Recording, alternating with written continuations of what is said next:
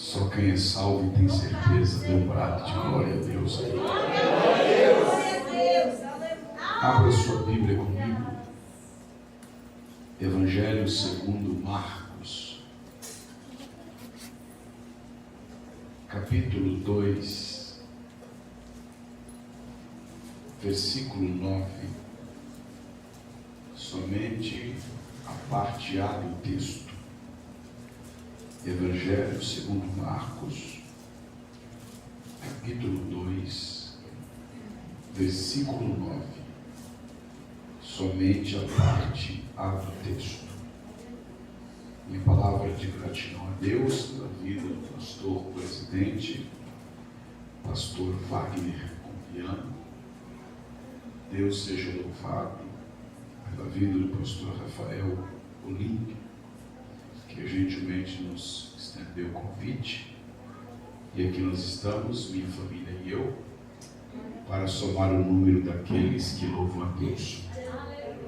Estou feliz em rever aqui alguns amigos, companheiros de ministério, pastor João Mino, pastor João Esteves, os demais obreiros. Deus seja louvado na vida e no ministério de cada um. Não quero ser prolixo na exposição da palavra de Deus, mas quero ser fiel àquilo que Deus colocou no meu coração. Marcos capítulo 2, verso 9, quem achou diz amém. Amém. Diz assim o texto: qual é mais fácil? Amém. Podem sentar.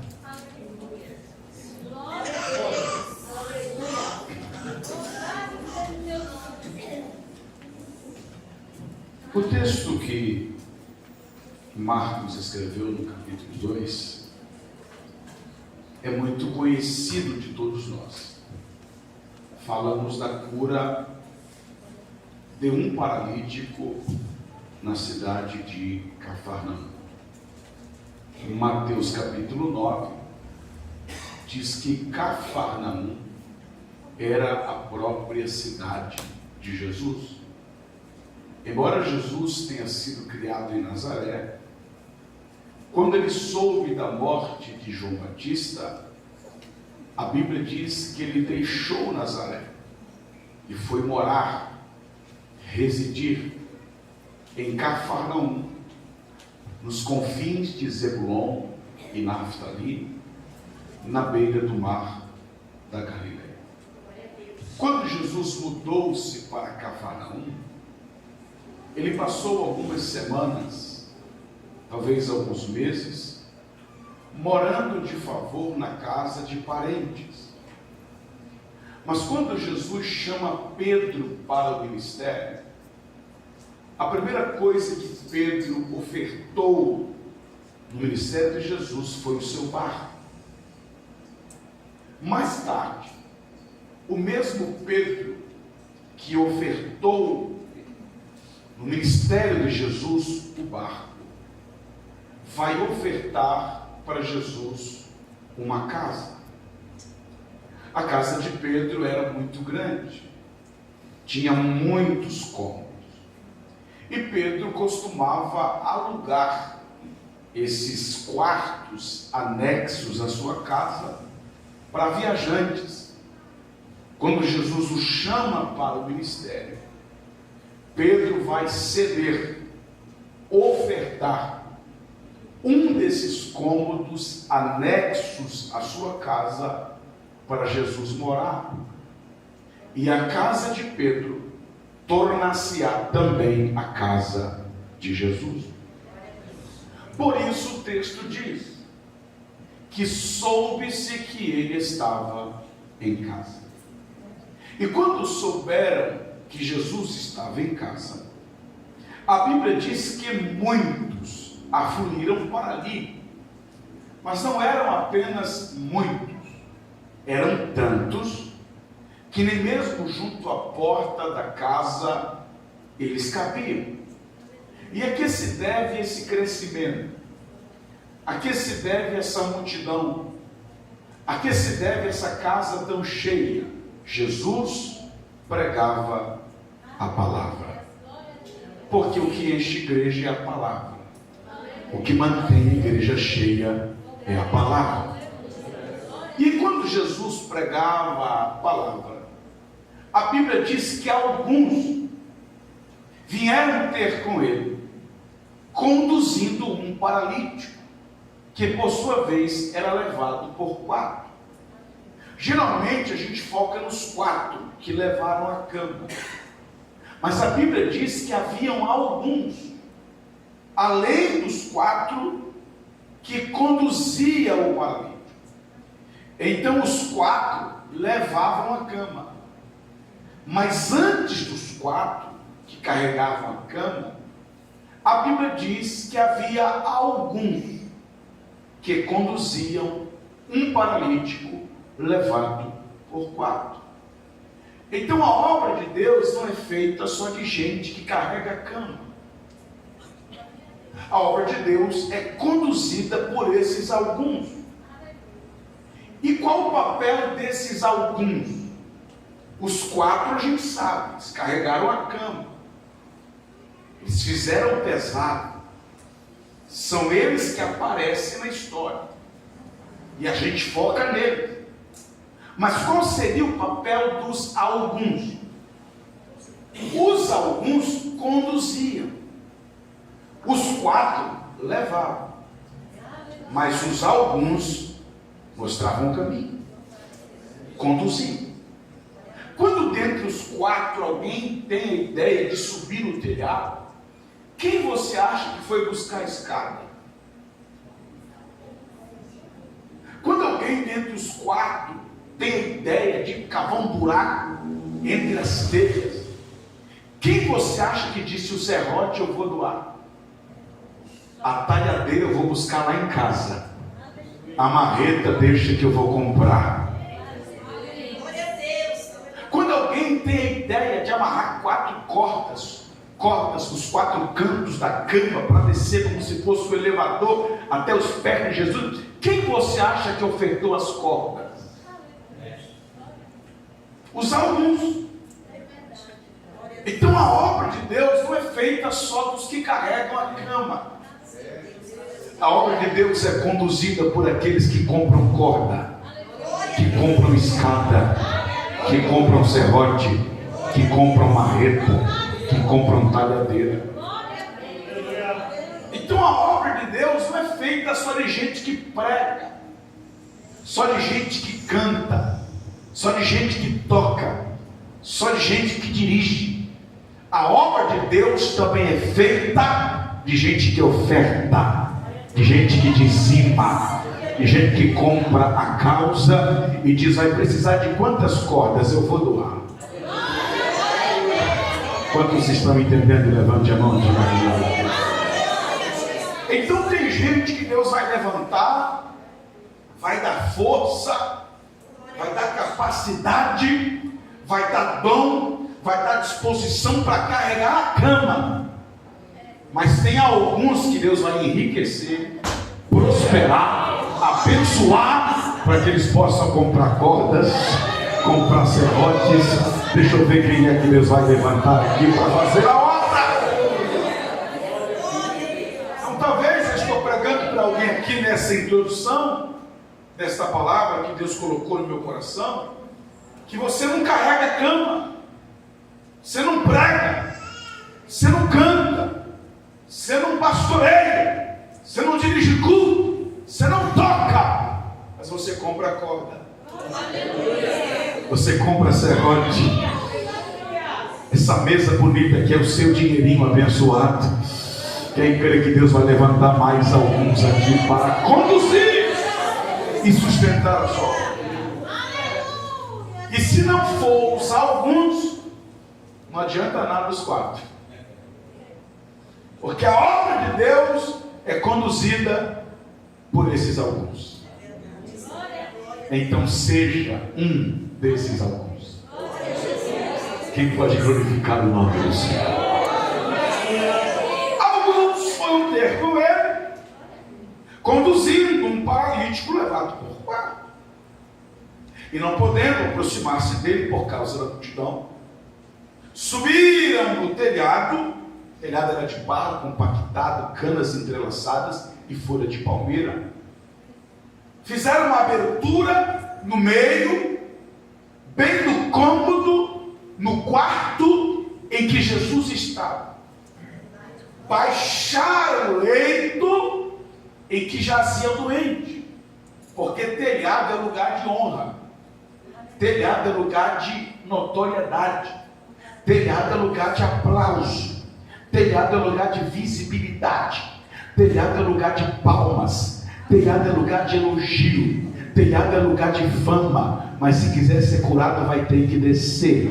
Se quiser salvação, vai ter que descer. Se quiser perdão, vai ter que descer. Telhado não é lugar de cura. Ele estava em cima, mas ainda estava doente. Ele estava em cima, mas ainda estava paralítico. Ele estava em cima, mas ainda estava moribundo. E ele só recebeu porque desceu. Porque a vitória do crente não está na subida, a vitória do crente está na descida. Baixaram o leito, e enquanto eles baixavam aquele leito, por entre as telhas, por entre os ladrilhos, começa a mensagem de hoje. Vendo-lhes a fé. Como é que alguém pode ver a fé? Jesus viu a fé. Como é que a gente pode ver a fé de alguém? Através das suas obras. A fé pode ser vista através das obras. É como se a fé fosse uma árvore e os frutos dessa árvore fossem as obras. Nós não somos salvos pelas obras. Nós somos salvos pela graça mediante a fé. Só que aonde tem fé, também tem obras. Pergunta-me, mostra-me a tua fé, e eu te mostrarei as minhas obras. Porque a fé do crente é vista através das suas obras. Quem vai tomar uma atitude de fé aqui esta noite? Jesus viu a fé deles e disse algo extraordinário: filho, os teus pecados estão perdoados. Isso é muito forte. Os teus pecados estão perdoados. Quando Jesus disse os teus pecados estão perdoados, tinha ali assentado perto de Jesus, dentro da casa, alguns escribas. Nem todo fariseu é escriba, mas todo escriba é fariseu. Os fariseus eram um grupo religioso da época que acreditava que toda doença era causada pelo pecado.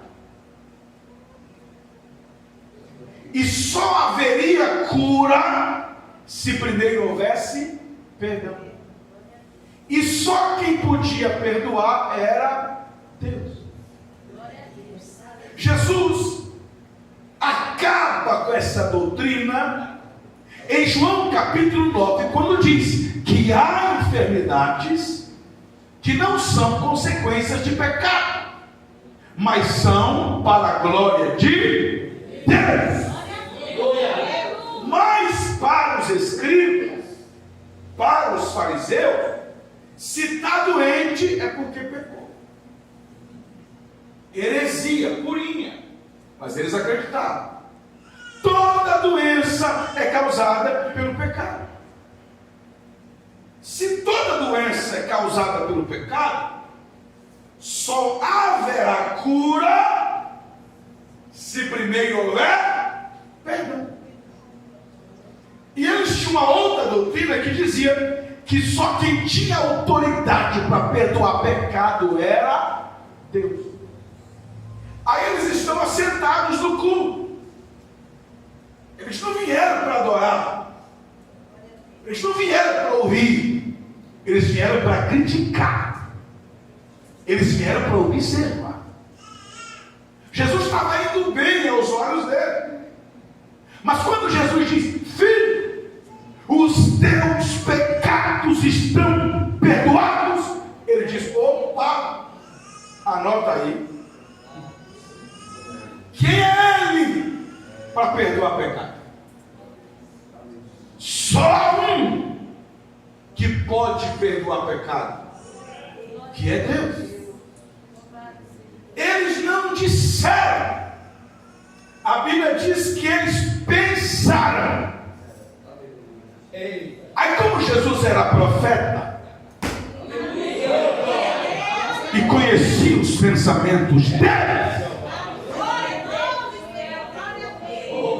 Jesus diz: por que arrazoais sobre estas coisas em vossos corações?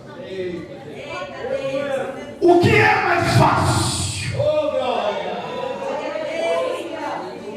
Dizer a esse homem: perdoados estão os seus pecados? Ou dizer: levanta, toma a tua cama e anda? É uma pergunta. E toda pergunta exige uma resposta. Mas se você procurar no texto, eles não respondem. Mas na mente deles, eles respondem. Com base nas duas doutrinas deles, eles olham para Jesus e pensam: as duas coisas são impossíveis. As duas coisas são impossíveis. Por quê? Porque para curar, primeiro tem que perdoar. E para perdoar, tem que ser Deus.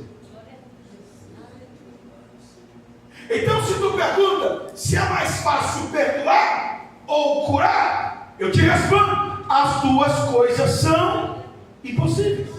Só Deus pode fazer. Aí Jesus olha para eles: vou dar um nó teológico agora. Quer dizer então que toda enfermidade é causada pelo pecado? É. Quer dizer então que para curar primeiro tem que perdoar? É. Quer dizer que para perdoar tem que ser Deus? É. Então tá bom. Para vocês saberem que eu perdoei esse homem de todos os seus pecados, levanta, toma a tua cama e vai para a tua casa. Seja curado agora. Seja curado agora. Seja curado agora. Imediatamente. Porque Jesus não é terapeuta. Ou ele faz ou não faz. E quando faz, ele faz na hora.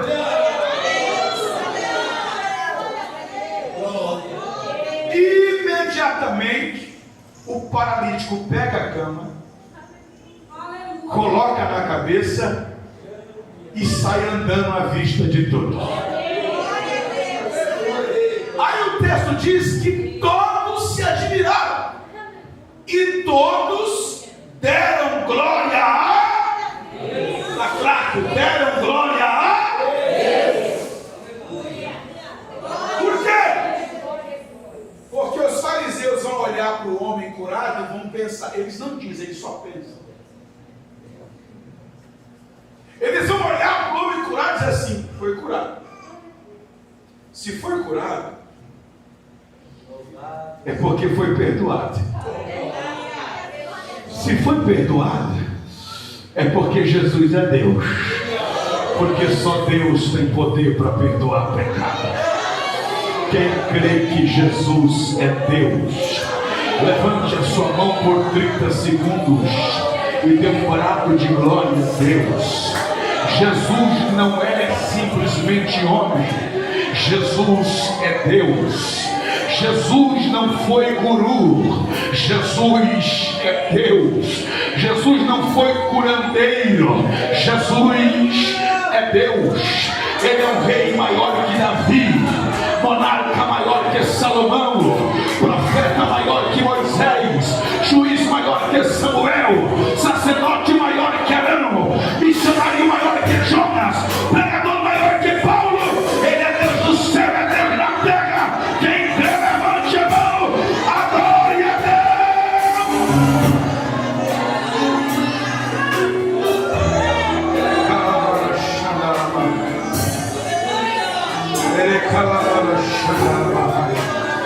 Se Ele é Deus, receba a cura e agora, receba o perdão e agora, receba a vitória e agora. Jesus é Deus. Ele manda no céu, Ele manda na terra, Ele tem a chave da morte e do inferno. Quando Ele abre, ninguém fecha. Quando fecha, ninguém abre. Quando fere, ninguém sara. Quando sara, ninguém fere. Quando levanta, ninguém abate. Quando abate, ninguém levanta. Quando molha, ninguém seca. E quando seca as águas, ninguém molha. Quando apaga, ninguém acende. E quando acende, não tem bombeiro que apague. Ele mata e não vai preso, porque tem poder para ressuscitar.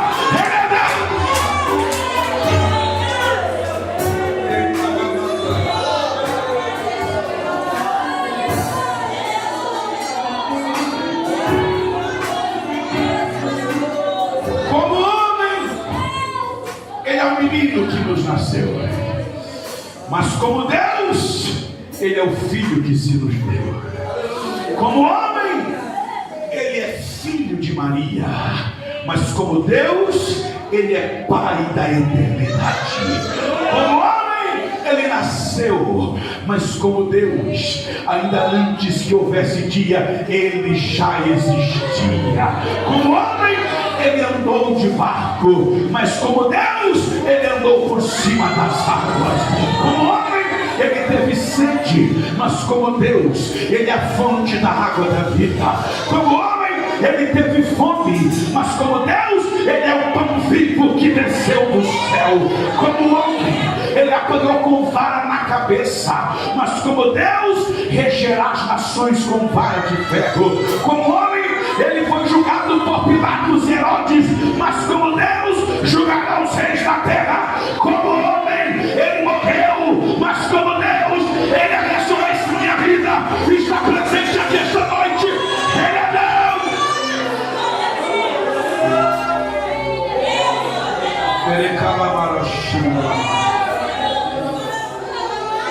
Só da glória quem crê que Ele é Deus. Só da glória quem crê que Ele é Deus.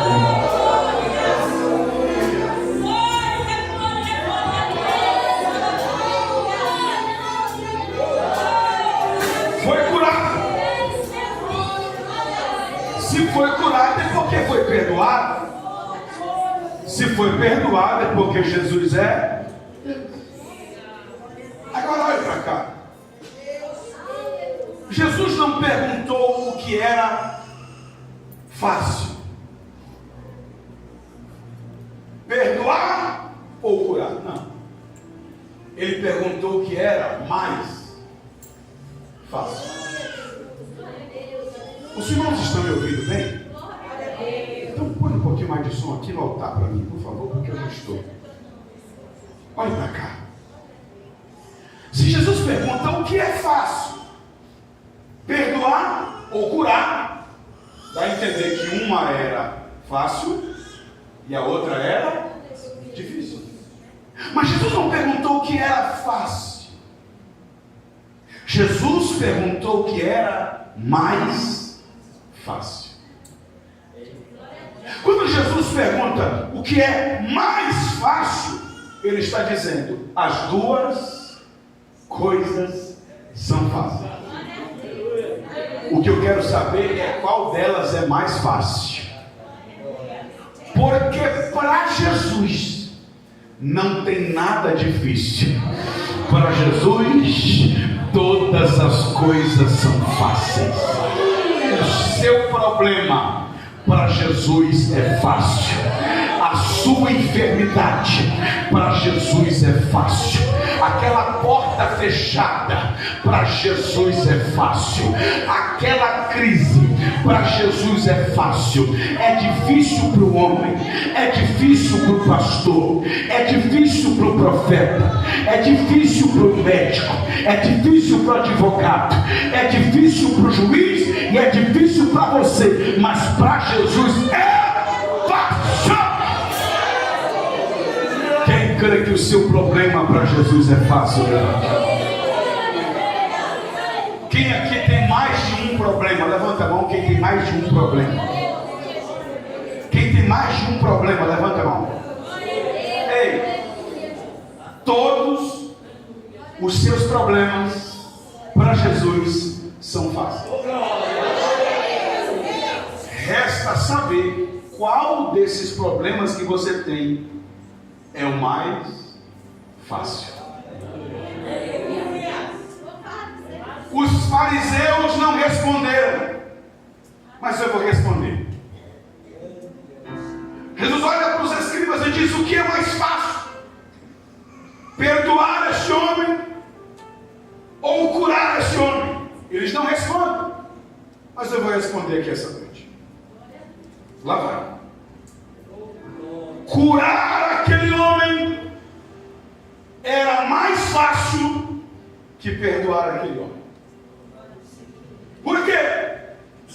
Porque a enfermidade era o efeito, o pecado era a causa. E é muito mais fácil combater o efeito do que a causa. Você vai no médico e ele logo te dá um remédio. Para quê?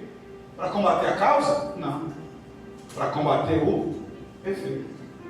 Porque é mais fácil combater o efeito do que a causa. A causa ele nem sabe ainda. A causa ainda vai pedir o exame para tentar descobrir a causa, para quem sabe tentar resolver a causa. Jesus não, Jesus já sabe qual é a causa, e antes de ver efeito ele já vai na causa primeiro. Pastor, por que todo mês é o mesmo problema? Toda semana é o mesmo problema? Todo dia é o mesmo problema? Porque só está combatendo efeito. Quando passa o efeito do remédio, volta o problema. Jesus não vai te dar remédio, ele vai operar na causa e o milagre vai acontecer.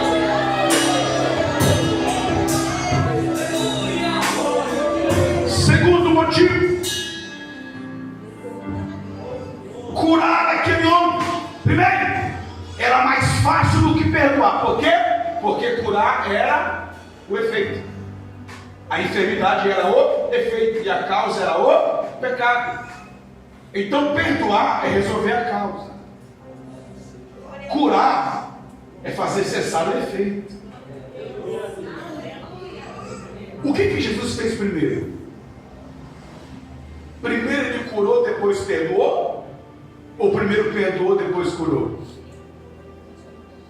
Primeiro ele disse: perdoados estão os teus pecados. Foi na causa. E por último ele disse: levanta, toma a tua cama e anda. Fez cessar o efeito. Porque Jesus é diferente do médico. O médico primeiro resolve o efeito para depois tentar resolver a causa. Jesus é o contrário. Primeiro resolve a causa, depois resolve o efeito, e o nome dele é glorificado.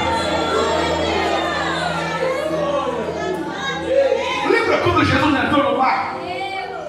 E a Bíblia diz que ele adormeceu. E então sobreveio uma grande tempestade de vento, e as ondas cobriram o barco, e o barco encheu-se de água, e os discípulos fizeram o que eles podiam. E quando não tinha mais o que fazer, eles acordam Jesus: mestre, não te dá que parecemos? O que foi que Jesus fez? Mar, fica quieto. Vento, se cala. Foi isso? Não. Porque o mar não era a causa. O que estava causando as ondas era o vento. Então primeiro Jesus disse: vento,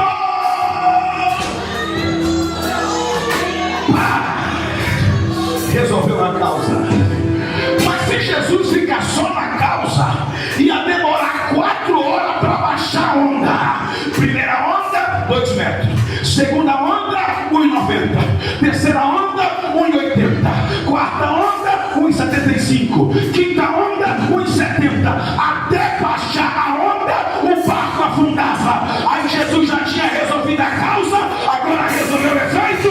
Mar aquieta, e tudo fez bonança. Na mesma hora. Quem crê que Jesus está indo na causa do teu problema, na causa da tua crise, na causa da tua enfermidade, e depois que ele resolver a causa, ele não vai esperar o efeito cessar, ele vai resolver o efeito também, e o nome do Senhor será glorificado. Aleluia! Segundo motivo: curar aquele homem era mais fácil que perdoar aquele homem. Segundo motivo: porque para Jesus perdoar aquele homem, Jesus ia ter que pegar os pecados dele